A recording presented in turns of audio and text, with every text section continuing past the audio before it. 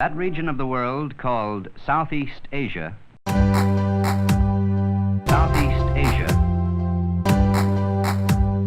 Southeast Asia, Southeast Asia,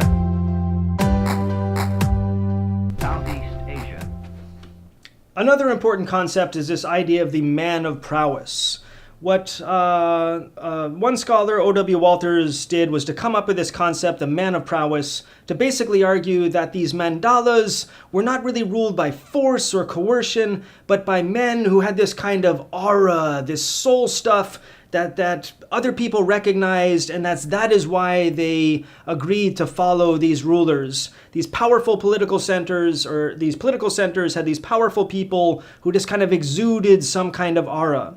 Well, there's a term for this that it's already existed for a long time, created by that Max Weber talked a lot about, and it's charisma. What's the difference between a person with charisma and a man of prowess? I have no idea. And as far as I can tell, and other scholars have pointed out, there is no difference. There's another concept that came from anthropologists who studied about Menelesia, this idea of the big man, but that also emphasized these kind of economic connections and the way that these powerful people would spread economic wealth in order to maintain their position. That's something that the man of prowess idea does not emphasize. Instead, there's just supposed to be some kind of beautiful process whereby the local people recognize that amongst them is a man or sometimes a woman who has this soulful power, and they recognize that person. Again, so it's not something that's distinct, and in fact, you can find this everywhere, especially when we start talking about charisma and these ideas. Again, to take the Chinese world, this idea of the power of the emperor is everywhere in the discourse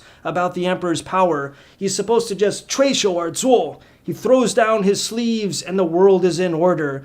There's no coercion, there's no need to do anything.